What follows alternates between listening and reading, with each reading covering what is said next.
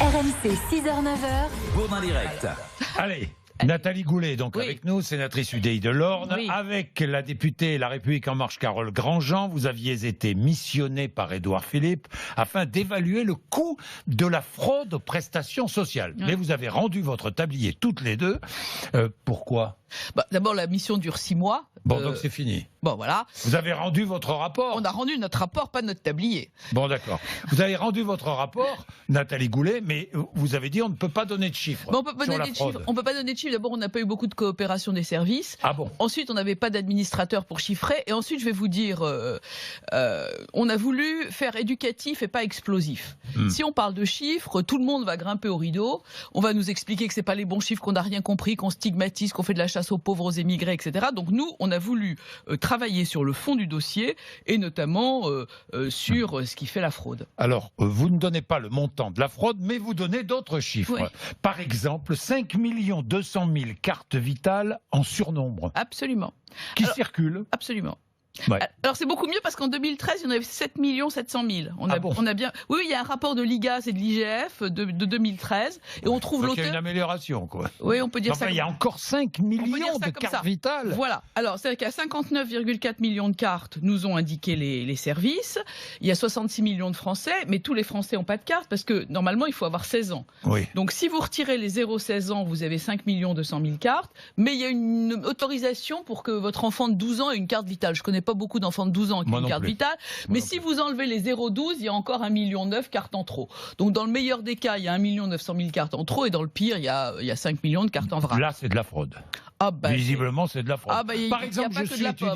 je suis étudiant étranger Erasmus, Ouais. je viens en France, je Ouais. reste un an en France, je Ouais. repars chez moi, je garde ma carte vitale. Ou vous la prêtez à un copain. Ou je la prête à un copain. Voilà, techniquement, vous devriez la rendre. Oui.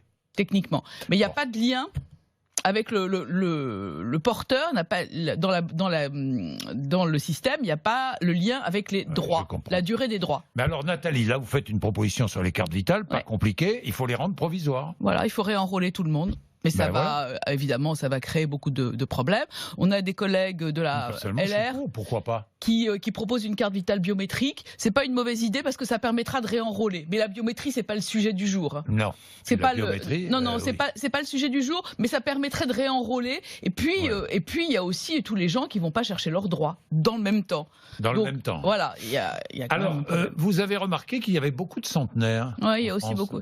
Bon, en France on et donne le ailleurs. chiffre de 3 millions de Oui. centenaires. Ah ben, alors, l'INSEE nous a fait un mail absolument extraordinaire avec présumés vivants ou réputés morts. Moi, je connais pas des gens qui sont présumés vivants ou réputés morts. C'est comme Oui. enceinte ou Non. pas enceinte, quoi. Vous l'êtes Oui. ou vous l'êtes pas. Vous êtes mort ou vous êtes vivant. Non, ce qu'il y a, c'est qu'on a des difficultés pour la preuve de vie. Donc là, on fait aussi des propositions. Vous savez que votre banquier vous demande chaque année une preuve de vie. Il n'y a aucune espèce de raison que les caisses fassent pas la même chose, sauf des problèmes techniques. Ce serait long à mettre en place. Mais dans nos consulats à l'étranger, il faut améliorer les dispositifs et puis il faut arriver à mettre de l'ordre dans les fichiers. Donc ma collègue a fait adopter déjà à l'Assemblée nationale un amendement au projet de loi de finances de sécurité sociale, précisément pour mettre de l'ordre dans les fichiers. Il y a aussi des problèmes avec le domicile. Il n'y a pas de domicile social en France. Ben non. Non, vous pouvez être célibataire à Paris et toucher des prestations, en couple dans l'Orne et en toucher d'autres, adopter ou reconnaître des enfants à Marseille ou ailleurs d'ailleurs, et en toucher d'autres. Il n'y a pas de domicile social, donc on demande à ce qu'on puisse travailler sur l'idée du domicile social qui soit lié au domicile fiscal. D'abord, ce sera plus facile. Mais les départements ne travaillent pas entre eux ? Mais non, pas tous. Ah Pas bon tous. Non, Je pas peux avoir 3 enfants dans le Nord, 4 enfants dans les Alpes-Maritimes. Les Alpes-Maritimes ne savent pas que j'ai 3 enfants dans le Nord. Bah, ça dépend comment ça. Normalement, les allocations familiales le savent. Mais ce que vous pouvez faire, c'est reconnaître plein d'enfants partout, et ça, c'est pas très bien connecté. Ah bon ? Oui, on a eu dans nos auditions quelqu'un qui nous a expliqué qu'ils avaient quand même épinglé une personne qui avait reconnu 70 enfants. Un homme, Combien ? 70. Mais ça, c'est Ah de oui. la fraude en réseau. Oui, des ça, réseaux de fraude. Parce que la fraude, c'est la fraude en réseau. Oui, bien avant sûr. tout. C'est pas de la Nathalie fraude de Goulet. pauvres. Hein. C'est pas la fraude de Non, pauvres. non. Ce sont des réseaux Oui. organisés qui Oui, fraudent. mais on a un système, si vous voulez, on a un système qui est d'abord extrêmement généreux, 450 milliards de prestations, c'est beaucoup. 450 milliards, c'est vrai. C'est énorme. Distribués. Et on a Le surtout plus généreux dans le monde. un des plus Parce généreux. qu'on proteste beaucoup en France, mais nous avons le système le plus généreux du monde. Incontestablement. Alors non seulement il est généreux, mais en plus il est basé sur le déclaratif. Oui.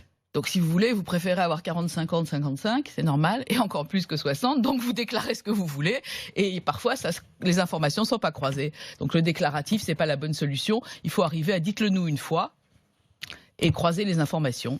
Merci Nathalie Goulet.